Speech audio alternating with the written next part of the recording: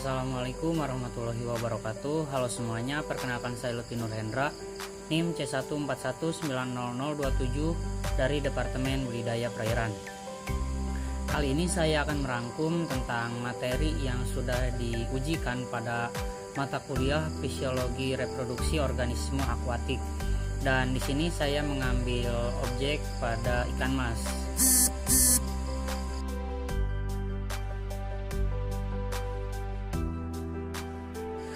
Untuk yang pertama, kita akan membedakan ciri seksual dari ikan mas. Ciri seksual bisa dibedakan dengan ciri seksual sekunder dan ciri seksual primer.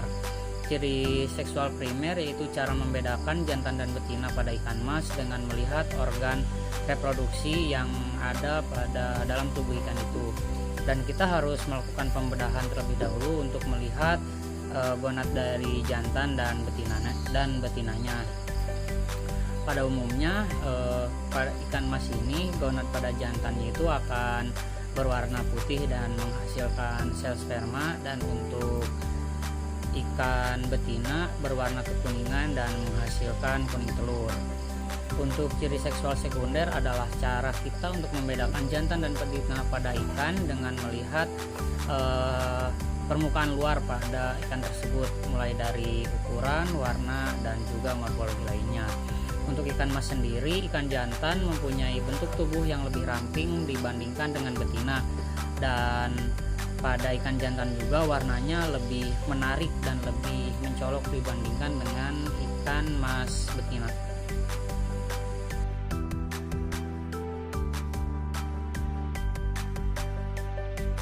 Selanjutnya kita akan mengamati organ reproduksi pada ikan mas ini. Untuk ikan mas jantan dilengkapi dengan testis yang nantinya akan menghasilkan sperma. Sedangkan pada ikan mas betina dilengkapi dengan ovarium yang nantinya akan menghasilkan telur.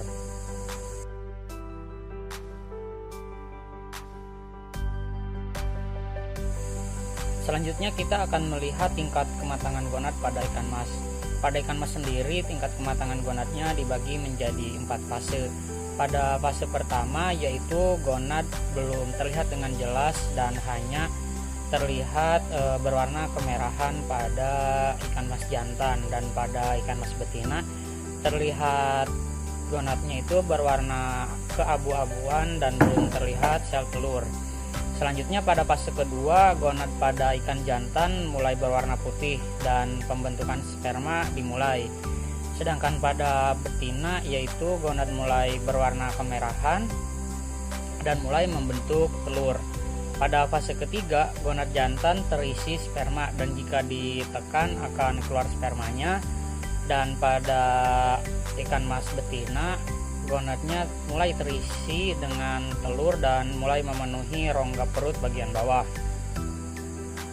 Pada fase keempat, jantan gonadnya akan berwarna putih susu dan itu sudah terjadi puncak kematangan gonad.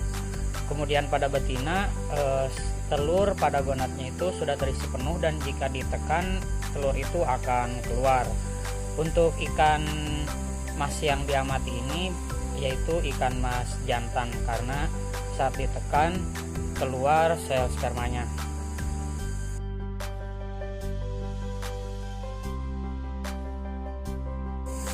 Selanjutnya kita akan mengamati fekunditas dan juga diameter telur pada ikan mas. Fekunditas pada ikan mas umumnya 85.000 sampai dengan 125.000. Fekunditas sendiri diartikan sebagai jumlah total telur yang dikeluarkan pada sekali siklus pemijahan. Dan pada ikan mas diameter telurnya itu berukuran 0,9 sampai dengan 1,1 mm.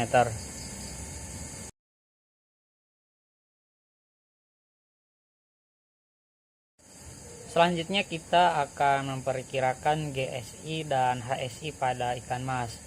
GSI sendiri diartikan sebagai perbandingan antara berat gonad dengan berat tubuh ikan. Gonad semakin matang merupakan bagian dari pitelogenesis, yaitu terjadinya pengendapan kuning telur sehingga terjadi pembuahan sehingga terjadi perubahan-perubahan, diantaranya perubahan berat gonad itu sendiri. Tingkat kematangan gonad ini dapat dihitung dengan mengukur berat gonad dibagi dengan berat tubuh ikan, kemudian dikalikan dengan 100. Dan untuk HSI sendiri diartikan sebagai rasio berat hati dengan berat tubuh ikan. HSI ini menjadi parameter dalam menentukan status energi cadangan pada ikan. Nilai HSI pada ikan dipengaruhi oleh beberapa faktor, diantaranya pengaruh lingkungan, kemudian asupan nutrisi yang ada pada ikan yang masuk ke dalam tubuh ikan.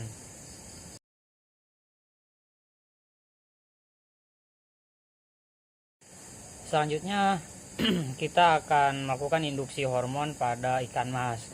Induksi hormon sendiri dilakukan untuk mendukung proses pemijahan ikan mas itu sepanjang tahun, dan induksi hormon ini juga dilakukan agar gonad yang lama matang itu akan dipercepat kematangannya. Dan ketika kita akan melakukan induksi hormon pada ikan mas, kita bisa menyuntikannya di bagian punggung ikan mas dengan menyuntikannya 45 derajat. Setelah hormon disuntikan, bagian tubuh yang disuntik itu diurut agar bekas suntikan itu tertutup kembali.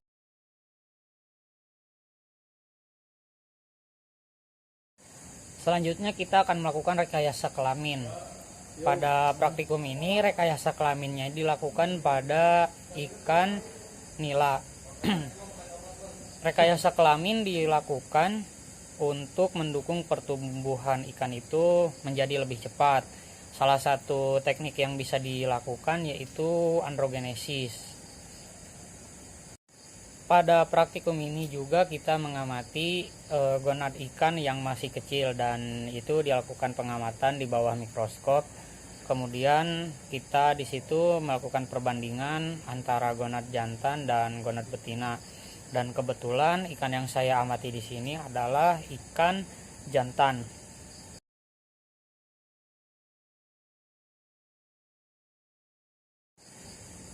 Bioasai berkaitan juga dengan induksi hormon gitu.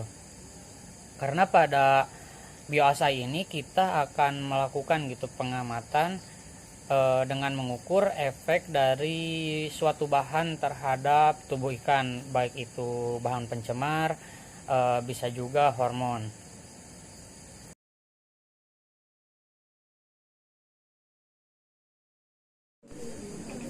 Dan yang terakhir adalah pengawetan sperma. Pengawetan sperma ini bertujuan agar kita itu bisa melakukan pemijahan saat kematangan gonad jantan dan betina itu tidak berlangsung dalam waktu yang bersamaan. Penyimpanan sperma bisa dilakukan melalui teknik cryopreservasi, yaitu penyimpanan sperma dalam keadaan beku. Nah, keuntungan dari metode ini bisa disimpan dalam jangka waktu yang cukup lama dan bisa digunakan kapanpun selama motilitas dan viabilitas sperma itu masih terjaga. Pada praktikum ini kita mengamati sperma dari ikan tawes, dan di sini kita menghitung sel sperma di bawah mikroskop sebelum sperma ini diawetkan. Nah, dalam mengawetkan sperma itu kita harus memperhatikan beberapa faktor, diantaranya media pengencer yang digunakan. Media pengencer yang digunakan bisa menggunakan bahan alami berupa air kelapa dan juga campuran dari madu. Kenapa digunakan itu? Karena bahan-bahan tersebut mendukung untuk penyediaan nutrisi bagi sperma dan tidak beracun, serta madu juga yang bisa menstabilkan pH selama proses penyimpanan sperma itu. Sekian pemaparan rangkuman dari praktikum fisiologi reproduksi organisme akuatik yang bisa saya sampaikan. Terima kasih atas perhatiannya. Mohon maaf bila ada kesalahan. Wassalamualaikum warahmatullahi wabarakatuh.